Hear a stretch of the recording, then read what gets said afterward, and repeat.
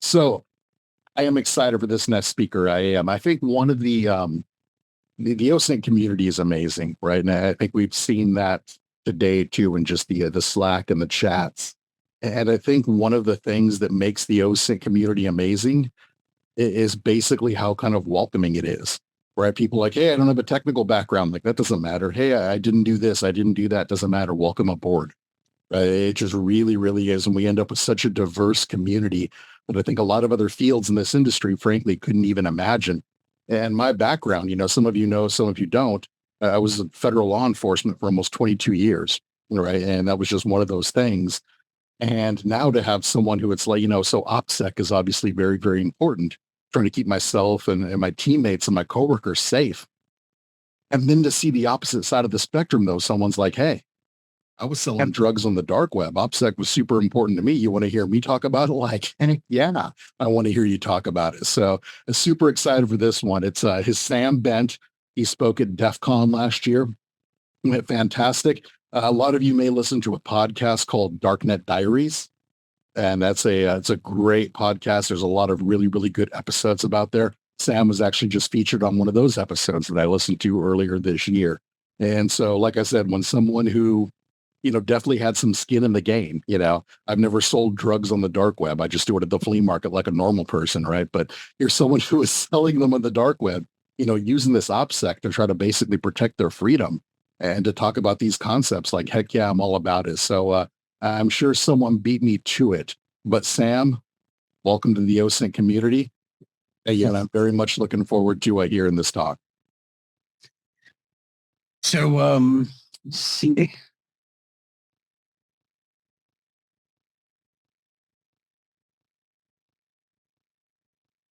if we can move this forward.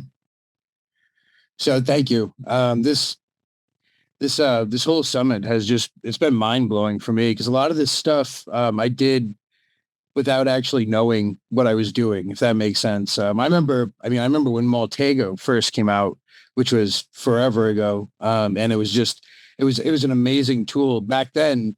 Almost everything was free. So, you could do a ridiculous amount of stuff with it before you actually had any limits or anything like that. Like I remember integrating Nmap and all kinds of really cool stuff into it. But my talk is not super focused on any one specific tool or really any one specific area. My approach to, a lot of OSINT is a shotgun approach. I like to shoot kind of far out and wide and collect a bunch of stuff, right? It's like when you go and you're looking for specific information, maybe you're looking for a license plate number and you go out and you look up that license plate number on 5 different sites, and each site gives you another little piece that you can, put in there that adds into that whole collection of what you have. So it's kind of eclectic. And I hope you like it. So to start out, who I was and who I am today, I think, history shapes a good part of who we are and what makes us who we are to this day. So I think it's important to, talk about. I have a long history in cybersecurity, social engineering, not necessarily from a practitioner's standpoint, but more the theoretical standpoint. I very much enjoy studying NLP and body language and all those things, kinesics, proxemics, all those things that make up that particular region. I don't very much enjoy practicing it. I'm not a very social creature. So I hope this isn't too awkward of a presentation. I was a former criminal. I'm not now. So there's that. And I'm a content creator. So I've, a lot of the stuff that I've learned, I've put into that format and put online because I think a lot of what I talk about and a lot of the stuff that we talk about as far as like OPSEC goes, when you're looking at it from the standpoint of it being security and not necessarily breaking the law, we can put it into view where it's like, if you can operate on the dark net, which I know a couple of OSINT practitioners who find a ton of information on there, like Matt. If you can operate on there, there's a lot of good stuff on there. But if you can operate on there and be secure, then, it being one of the most hostile networks that I personally know of, I don't see where you couldn't operate and be okay. Because at the end of the day, on that kind of network, you have, feds who have massive budgets that are looking for people on there. And it's not just one country, it's multiple countries. You have scammers, there's a variety of different active threats that are persistent on there on a regular basis. So it's an interesting place to be, and it's an interesting place to learn OBSEC, because the chances, if you screw up, especially if you're doing something nefarious, are much, much higher. And I don't advocate any of that. I think the ROI is just not there. And at the end of the day, it's not something that I don't want to see anybody go to prison. So it's a bad place to be, which is kind of brings us to our next slide, where we talk about how OSINT absolutely is a double-edged sword, right? Like, you can use it for good, you can use it for bad. You have awesome organizations out there that use it to help find people who are being trafficked. You have, other times you have social engineers that use it for a pretext in order to be able to get someone to, click on that attachment that says it's their new financial, the new bank that they wanted, the direct deposit to go to, and that person clicks it and they just got owned. So there was you also have, so you have that back and forth between law enforcement and, these nefarious entities, but you also have criminals versus criminals, going at each other. And I think OSINT is so powerful that at the end of the day, you don't even need to launch an exploit if in some cases, because if you can get enough information, knowledge is power. So the ability to do OSINT, pull this information out of thin air and, bring it all together, gives you a massive view of your future battlefield if there's going to be a battle. And I think everybody here is pretty well familiar with, Sun Tzu and what he says about calculations. So the fact of the matter is, if you can see that battlefield and you can understand it going forward, you can do a lot. And I remember personally, there was a website that I had went to, and it was a website that basically cracked passwords and shared these cracked passwords. And I remember doing a very basic, grade level, like who is search on them. And I found out that the domain had just been transferred, and I was able to see the new owner's information, and I listed all that. I did massive amount of OSINT. And basically, I wanted a membership on the site, but I didn't want to have to pay $20 a month to get it. So my goal was to be able to catalog everything and then present it to the owner, and hopefully we can barter. Like, hey, here's a bunch of vulnerabilities you have. Can I have a free membership?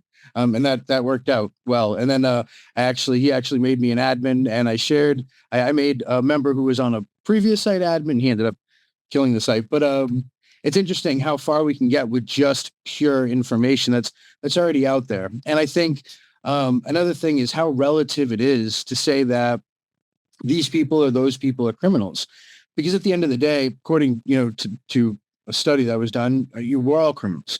The average person, in fact, commits 3 felonies a day. It's estimated. And that makes sense given the fact that a lawyer studies law for 7 years and can only specialize in one section of it. No lawyer, has the tax code memorized, and none of us do, for sure. So I think that's also an important fact to keep in mind when doing it. But things like CIFA do exist. And, as we saw with, Aaron Schwartz, like just downloading some files from, a database that you have access to can really screw you over. And the feds have a 98% conviction rate. So once that ball starts rolling and you see that indictment, it's not going to end well for you unless you're that 2%. And it's very hard to be in that 2%. So before I continued, I wanted to kind of elaborate on that. At the end of the day, there's real issues here. Like, you don't have to be a darknet vendor in order to get a federal indictment. Like I said, at the end of the day, none of us know all the laws. The other thing that's really interesting is when we look at the fact that we don't actually have to break in anywhere, right? Like, we don't have to load up Multego or MSF Venom or even the social engineering toolkit to really go at a place. A lot of the times their information's already out there. And I think us as OSINT practitioners, that's probably the best thing is like when we can go out there and we can find everything we need, and we don't have to do any of that. Or it enables us to do our job maybe as a pen tester so much more easily. and it makes it look like magic at the end of the day, to whoever your client is. It's almost kind of scary. And we look at, past breaches where it hasn't, we're not talking about, a couple hundred accounts, or, we're talking about terabytes and terabytes of data that have been out just through misconfigurations, right? These aren't low level exploits where it's like a buffer overflow. And no, it's none of that. It's just, a misconfiguration, and then, access to all this data is revealed. And it's a really interesting thing that we have. And I think one of the next steps we're going to see is going to be kind of like this with issues, maybe with GPT, because at the end of the day, I think people inherently, they want to build rapport, right, with other human beings. But I think a lot of people, when they talk to Chat GPT, right, it's generative AI. I'm not naive enough to think that I'm actually having a conversation, but with a lot of people, they're going to have this rapport with it, and that rapport is something that's going to build trust naturally. That's just kind of how people work. And I think, we're going to see a lot more information getting out there. I think we're going to see a lot more attacks on, things like AI or malware that's specifically engineered to be able to get information from there. And by the way, a lot of these slides are going to, instead of having sources, I just have the QR code at the bottom. So you can just scan it if you want to follow along and make it kind of interactive. But I think aside from what we're seeing in AI, we also see like bugs, and that's like any technology. Any technology is going to have issues. It's going to have bugs. They're going to have to get worked out. But, something like chat history for Chat GPT could be a really big problem for a lot of people, whether it's proprietary code that they're checking out, or future plans, or confidential data, or classified data. At the end of the day, that's just kind of a thing that happens, right? People inherently end up trusting that thing that gives them a lot of answers or assists them on a regular basis. They learn to like it. So there was another interesting case that I thought was worth a look, because at the end of the day, so many people seem to kind of trust it, and trust it wholeheartedly. And that was Strava. And like they basically they created this heat map that allowed people to track, their exercises and their activities. And they had a ton of different activities. So it appeals to all kind of people. So like, people like myself who don't like to run, maybe I like to swim or something. It can appeal to whoever you're talking to, the specific activities. But you can use this information and, correlate it and bring it together and derive information that you normally would not be able to get, such as house locations. And the fact that you could do this with a 37% accuracy, or 37.5, is pretty incredible, right? Because there's a lot of people who, maybe they don't have any social media, right? And they're like, oh, I'm safe, but, I have this app that, helps me run, or, I have this, Fitbit or whatever. So it would basically, the attack would be where they have their information, and the attacker would have all these different points that they would be able to see and put them all together to be able to reveal where they're actually at. And this isn't something that's exclusive to civilians, right? We've seen, the U.S. military, secret military base was discovered, and it was because of this very app. So, and those are the things that we know about. Those are the things that actually happen, that we're aware of. And of course, with anything like this, there's going to be a ton of things that we're not. My point is, with this, you can have the most innocuous, kind of application, and it can do a lot of damage. This is a app with 100 million users. And when I looked it up, it was an average of 2 million people joining per month, which is phenomenal for people like us who, are looking for information that's out there, that's free, that's kind of open source, when they have it like that. So I think another important thing to look at is some of the fails that have occurred. And a lot of these are OPSEC fails, but I think that they are relevant when we look at OSINT, because it's stuff that was either put out there by the individual themselves, or put out there by an organization of people. And this isn't just like, the local corporation messing up. This is things like the president, and I don't really care who the president is, but my point is, something like that where you're going to show, special forces who go out on very dangerous missions, and there are a lot of people who would like to, grab up a U.S. Someone with that amount of intelligence, and to, in this, you see their faces marked out. Their faces weren't marked out in the video that was on Twitter. I'm not going to help perpetuate these guys' information being put out there, but there's a lot of risks, both to these guys, to their families. Can you see their hands? Do you see any wedding rings? Can we take a snapshot of that guy's photo and do a reverse image search and find him, or maybe, find a marriage photo with him and his wife, and found his wife on Facebook? What can we do with that? Can we get into her Wi-Fi? Is she using VoIP? Can we eavesdrop that? I mean, there's a lot of inherent risks here with just, this quick 2-minute video that exists. And this, this is, with a high ranking, United States official president. Yeah. So, I think that brings us to our next one, where I found this, we've covered in this summit, ways of going about gathering OSINT, different methodologies and tactics. And I found this story, well, in full disclosure, there was no confirmation that this was actually the case, that this reporter had actually found this, the ex-FBI director's, actual handle. I found the process, showed very well in a real world scenario, the process that one would go through in order to obtain this information.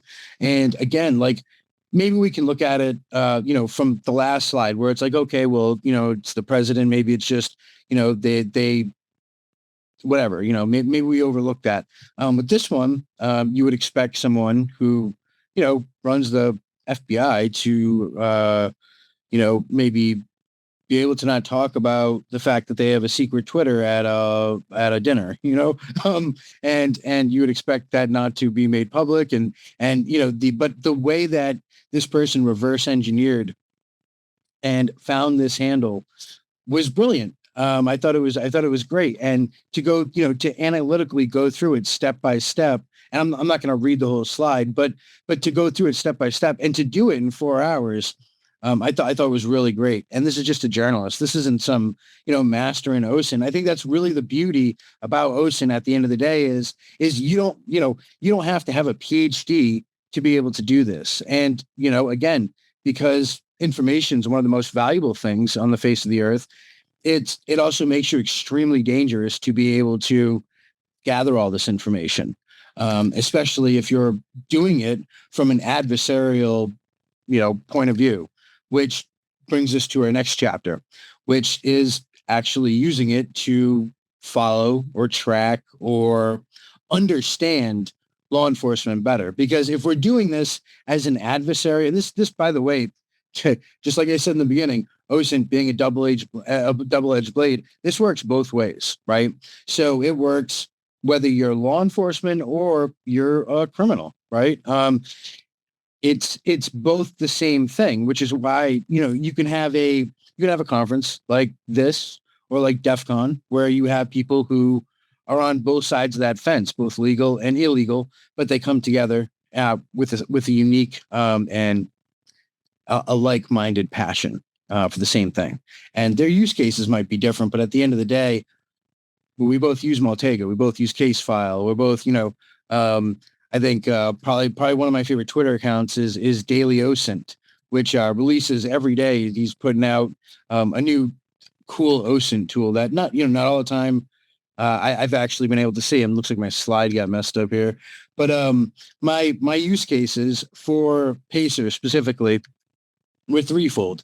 And that was when I was a criminal. It was to be able to look at investigations, and I can see almost everything about an investigation from a very bird's eye point of view, right? So I can't see every little detail, but I can get the names of the agents a lot of the time. I can know that the guy that's being investigated, when he was 12, his stepdad used to beat him viciously. Like there's, in like a sentencing memorandum, there's a ton of valuable information. So you could go and you could build up this entire profile and kind of work out how everything played out. Which is one of the things that I do on a podcast that I do called Darknet Demystified, where I look at specific cases. Now, as a convict, I use Pacer on a contraband cell phone to check out other people's paperwork. Because at the end of the day, like if I'm going to be sitting down and eating next to you, I want to make sure that, you weren't raping children or murdering children or that you hadn't told on someone. It's just like a quality of character issue, I guess you call it. Even convicts can be picky. So there's that. So that was my second use case. My third use case for Pacer was as a paralegal. And I actually wrote a book called Compassion Release, which is all about how to write this one motion. But I learned a lot of law through simply reading through Pacer and the law library. So it's an incredible resource. And I would even argue that without the ability to access Pacer on that contraband cell phone, my motion to the United States court for compassionate release wouldn't have been successful, and I would be incarcerated till the 4th month of 2024. So I definitely wouldn't be here, and we wouldn't be speaking. So it's a very powerful tool, just like anything else. The better you use it, the more you know how to use it, the more dangerous it can be.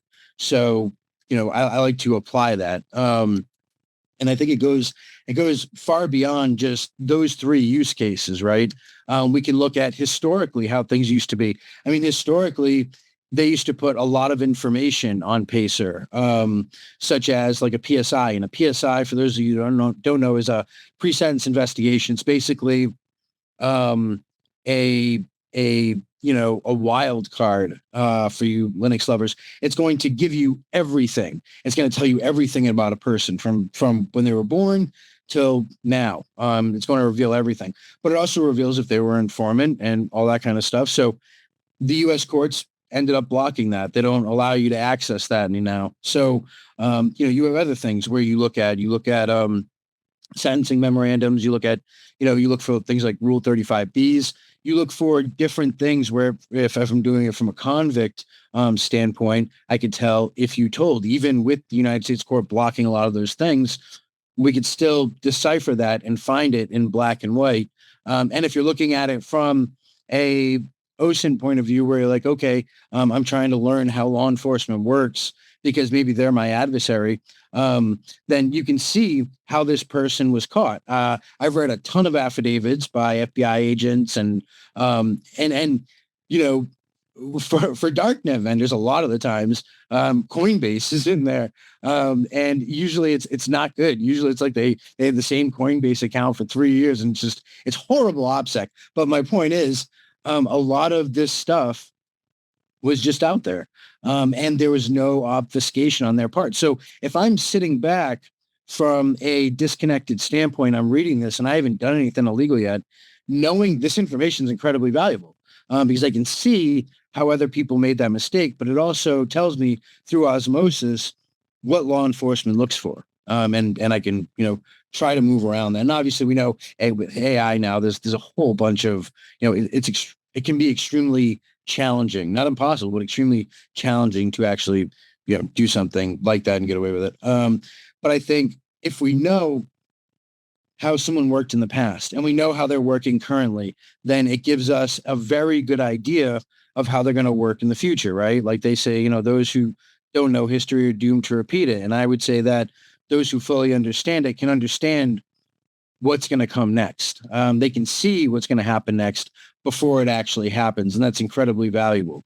And that's really at the end of the day, how you can start to do something like, if I know what my enemy is going to do, then I know how to not allow them a certain piece of information, right? Which is essentially the definition of operational security to begin with, is denying your adversary the ability to know anything.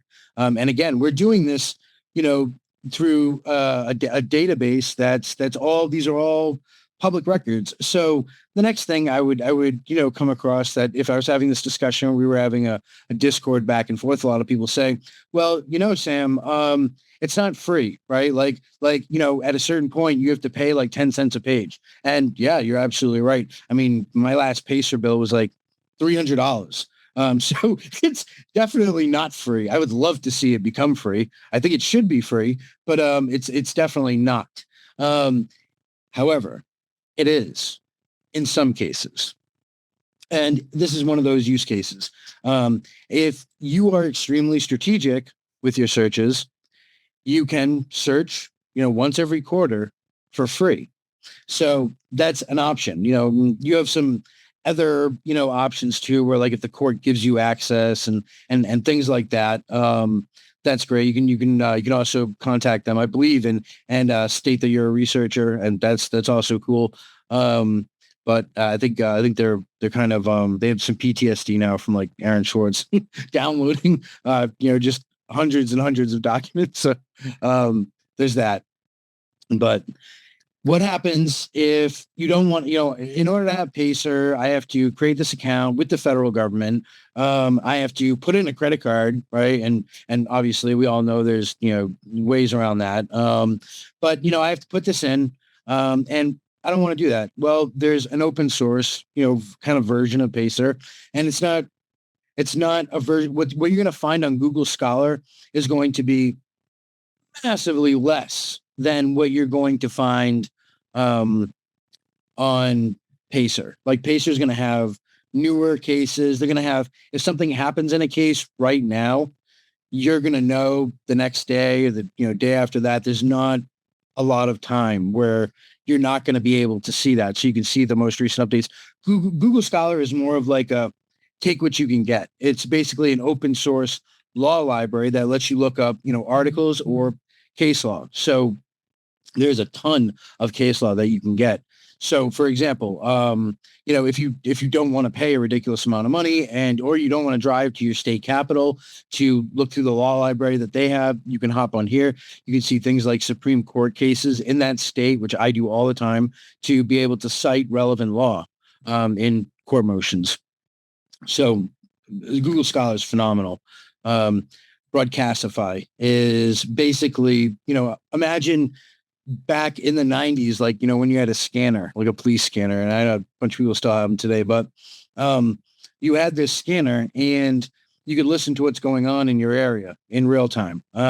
This is probably one of those, I think traditional OSINT practitioners, we think of open source intelligence as a very textual thing, right? Like documents or spreadsheets or searchable databases that are open source, or all those things that are accessible that way. I think also a great thing to look at is auditory. I think with things that are like it's going to be interesting in the future to see, like, say Amazon has a breach and it's a bunch of recorded data, right? So it's like a bunch of echoes that, have been recording for days. And like, what information can you derive from that?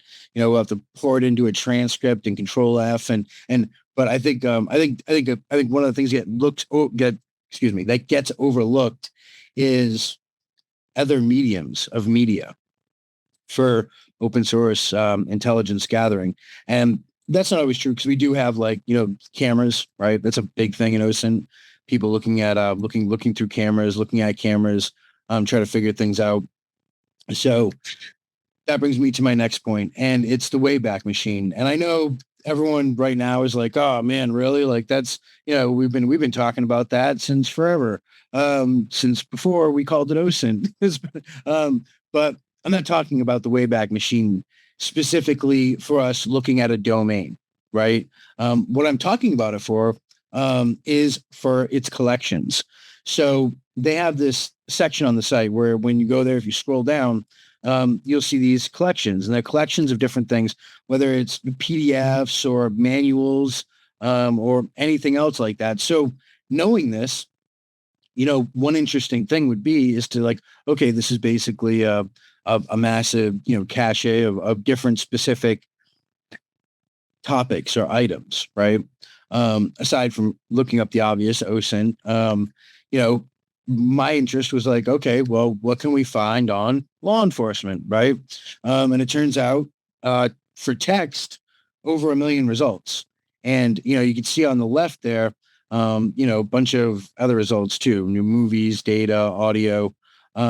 So all those things, would be great to go through. If we were trying to, if, at the end of the day, there's, unfortunately for law enforcement, there's no manual for criminals to follow. So it's kind of just freelance. And sometimes each one is different. But what's advantageous for criminals is that a lot of times, law enforcement has SOPs. So if you can learn what those are and you know how they work, again, goes back to now you know how to avoid them. You know how to stay away from them. So the next thing that is a pretty well-known thing is FOIA requests. And I think we've all dealt with these, and they're a blast. I love filing FOIAs. And I don't think anyone else does. But they can be a very powerful tool. When they work, you can really find out some really, really interesting stuff, some really amazing stuff. A lot of the times you're going to be slamming your head into the wall because that's just, you're going against a massive machine, which is the federal government. And if they don't want to have to do something, they're not going to do it. One of the worst things you can do is force a government employee to do their job, my opinion. But another great option, if you want to automate your workflow of OSINT, which I love to do, is RSS feeds, but making Google alerts and then turning them into RSS feeds. So whenever something happens, you are notified. You don't have to go searching. It's like, we can, like, let's say we're out in the woods, we're trapped out in the woods. We can go hunting every day. But if we do that, we're going to have to forsake our shelter. We're going to have to forsake getting water. We're going to have to, and every day we're going to be out there struggling to survive. Well, what happens if instead we just set traps, right? If we set a bunch of traps and we automate that process of hunting, it might not work every time, but at the end of the day, it's going to free us up enough where even if it works once a week, we have a whole day now to maybe build our shelter or to gather water. My point is, we're not surviving at that point. We're attempting to thrive by automating our workflow and making it a little bit easier and having the answers given to us instead of having to go out and search for them. I think the other really good example I saw of this was Matt, who had talked about integrating AI into making sock puppet accounts, which is absolutely phenomenal because you can get local information and I thought that was beautiful.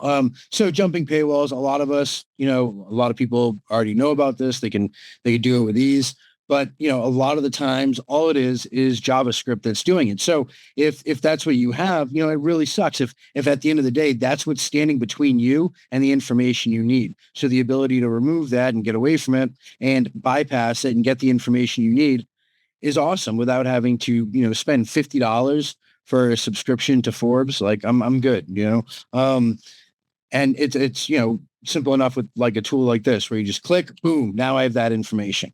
Your paywall is gone. It's a lot of, and this obviously it's not universal, but it's good enough where for me, it does what I need it for it to do.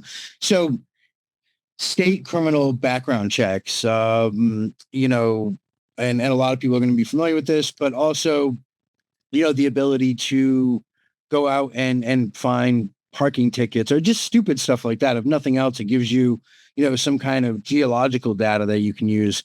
For me, I like to, put like the state and then judiciary and criminal records after that. And, you kind of have to go through it and then you have to go on the website. And a lot of times you have to find the public portal. A lot of these states I found have the same setup. Now, Vermont's kind of weird because if you go into like the first result, it's like, oh, fill out this form to be able to do criminal record checks. And, if I don't do that and I just do this and I use the public portal, I don't have to do any of that, which is awesome because that means I can look this stuff up and I don't have to submit any information of my own, which that's great. In one of my first slides, one of the things I had was it said that, the average person puts out like 1,200, it's like 1,200 interactions with the technology on a regular basis, where it might, maybe it's a credit card swipe or whatever, but you have all these different things that are happening, whether it's your auto pay or whatever, that are, being documented in the background. So like the last speaker said, someone's always watching. I think that's a really, really good point. And if we can eliminate that and we can make it so we're not putting ourselves out there as much, obviously that's beneficial, because while we like to find stuff out about other people, we don't like our stuff being out there, right? So I love this method. I know it works with Washington State and Vermont. There's a few others, but this method for me is great. And I found at one of the places I worked, I found some other people who weren't as honest about their felonies as I was, which was interesting. Other state databases, obviously, I think, if you're looking for maybe a good sock puppet that you don't care about, if it gets flagged for something, is the sex offender registry, right? Like, for me, it's like, if this person's information gets out there, what do I care? I don't. So other state databases, definitely useful, in all different states, have all different ones. This could be sex offender registries. It could also be business listings, right? So like, if you were to look up, as an exercise, try looking up my name in Vermont, and you'll find that I have an LLC registered here in the state. And then from that, now you have all kinds of stuff about me. You have my home address. You have all these different things. So it enables us to rapidly discover information. But the thing about that is, if I Google those same things, they don't really come up.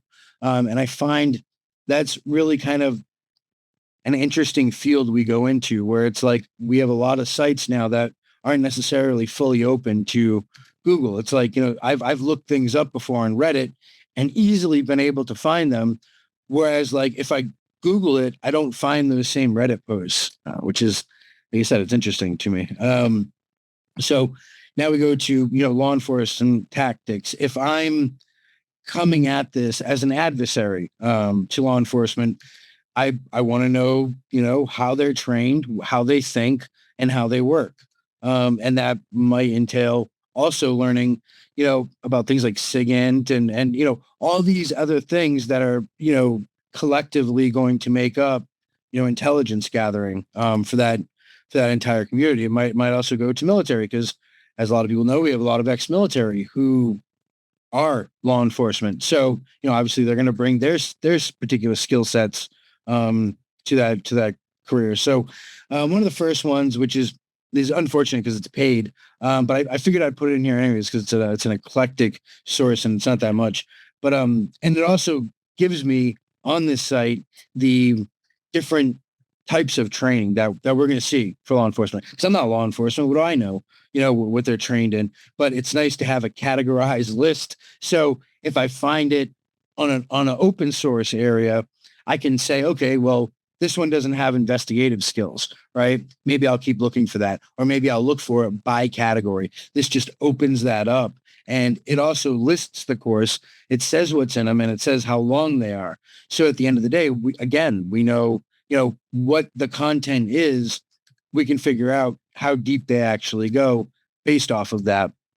So there are other portals that offer, this kind of training. And I do think the Moodle server is actually free. I didn't actually sign up for it because it wasn't something that I was going to do. But my point is, this information is out there, and it's available. So anyone who takes their job as a criminal seriously would be wise to invest in this. But also, it helps people who are conducting any investigation, right? Because there's a reason why they have SOPs. There's a reason why it's standard and it's structured, and it is the way it is. It's because it's been made to encompass everything that needs to go into that investigation. So looking at it from that standpoint, we can see that there's a lot more valuable information there than just, oh, this is what the police do. This is what the feds do. It goes a lot deeper than that. And I think manuals is really where it's at, RTFM all day. I think I think the most valuable information can be found in manuals. And this is a great example. This was my favorite manual to find. I'm not saying that I was ever in possession of it. This is a redacted version of this that's available at that QR code. But this is the United States Postal Inspector's Manual. If you're going to ship drugs, you're going to want to read this, right? You're going to want to know what is it that they classify as a suspicious package, and then you're going to want to never do that. And again, it goes back to understanding those principles and putting them into practice, and in order to be as effective as possible with whatever it is you're doing, whether it's an OSINT investigation into a competing corporation, or it's something as nefarious as this. At the end of the day, it's such a wide range, and that's why really with this talk, I mean, I could have done probably 80 slides and talked for 2 hours, but I really had to whittle it down. So I did my best. Now we continue on this whole idea of manuals, and if we're just looking at this perspective of the Darknet vendor, right? Then we're talking about logistics. And if your manual as United States Postal Inspector, because they're feds too, if your manual is classified, what else exists out there that I can get my hands on that maybe can teach me what you do or how you do it through osmosis? And the answer to that is things like this, the guide for the test to be one. And I found the testimonials in the beginning interesting. I thought like when I first read this, I went through, and this is like the first page. So I saw it and I read them, and I was like, oh, like this is to not try to not scare off people who are about to look through this, this big booklet of Q&As. So like when they go through and they screw up and they get a bad grade, they're not like really disappointed. They say like, oh, like look at these guys did so great, like there's a, it was an interesting morale boost at the beginning of the book that I thought was funny and interesting. So after that, my third favorite, again, revolving just around this very strict, niche topic that we're discussing as, a Darknet vendor. And again, going from that perspective of, what do, how do my enemies operate? It would be, that a warrant, is required for, mailing drugs through the United States post office. Now, that's not true with FedEx, UPS, DHL, or any of the other shippers. So right off the bat, reading this alone, which, I mean, the cover looks like a bad 90s movie or series. But reading that one sentence right there, it tells me exactly what I should do. Like other people might read it and be like, oh yeah, all right, who cares? I read that and I see, use USPS, that's why my DEF CON talk, I'm like, I loved USPS, because I knew that my package, wasn't going to be opened. And if they did open my package without a warrant, then it was done so illegally, which makes the proceeds of anything fruit from the poisonous tree. But turns out, that's that idealistic black and white is not actually how the system works. So that totally backfired. You can understand the law, but if it'll actually be applied is a totally different thing. And that's really the crux of the matter is, I think, one of the strongest, in order to be really strong, and OSINT in general, you don't need to have a PhD.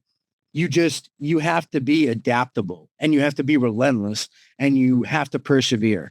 I heard a story about how Washington, President Washington was, he wasn't that good of a commander. Like he would like militias would show up, and they would be like, you'd be like, oh, you're going to go flank on the left. And be like, oh, if we flank on the left, we're all going to die. and be like, I don't care, go do it. And be like, no, and they'd leave because they have no obligation to actually fight. But he lost a lot of men. And at the end of the day, I mean, it's nice. It's a sacrifice you don't have to make, but he lost a lot of men. But the fact is he was successful because he persevered. And I think we've all been there. Like we've all been on an investigation and it's like 3 a.m. and we can't find what we're looking for. And you end up just going to bed in frustration and you wake up the next morning at 4:30 or 5 or whatever, whenever you wake up and you start going back at it and everything comes into focus and it comes together for you. And I think that's a beautiful thing. But I think that perseverance really, and that dedication and that adaptability, I like to say adaptability is definitely key to survivability, and the ability to adapt to your environment, no matter what it is absolutely key. If you were to go and you were to look up and you're like, okay, I'm going to go look up this information on this person, and you don't find it, and you're like, oh, I quit.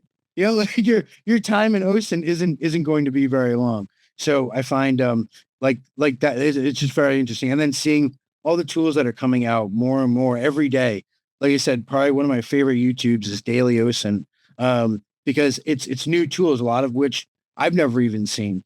And then I see him come out with them. I'm like, I'm curious now, and I go and I have to try them. So I go and I try them, and I learn this whole new capability that exists. It's like, coming to an OSINT summit. You watch it and you have whole new capabilities that exist.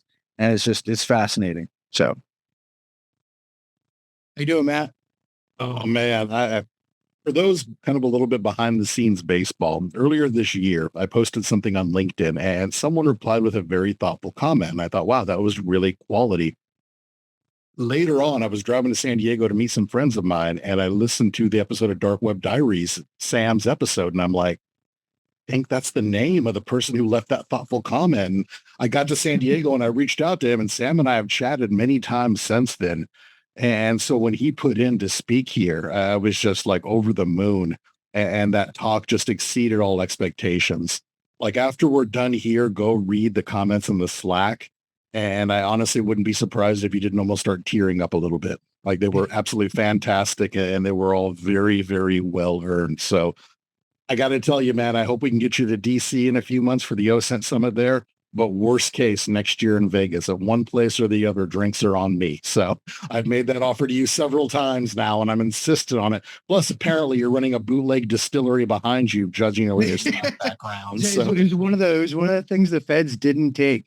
So I got a whole setup with a 20-gallon worm and upper keg and all that stuff. And they didn't. There's one thing that they didn't take, which I thought was it was awesome because. All right, man, we are over. We're coming over now. We're on our way. Yeah, I'm going to message you out of bound, man. We're going to set up a little private Zoom where we're just going to have our own little happy hour together. So that was fantastic, though, man. It's been great speaking to you. I'm looking forward to speaking to you. It's been nice getting to know you over the past couple of months, and I'm looking forward to seeing you in person in 2024. So thank you. So it's phenomenal. Thank you for the opportunity to speak. Yeah, no, this is an amazing way to close down the summit. It really, really, truly was.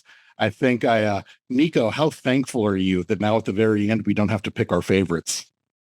Well, I'm just blessed with learning so much from a day like this. So many different angles. When you look at this last talk as well as the first keynote, it feels like for me, I've been in this game for over 2 decades now, and every time when you feel like, okay, maybe I'm getting old, there's nothing more to learn, there's always something to learn. And today, for me, it made it very clear. And so many new angles and new tools and new techniques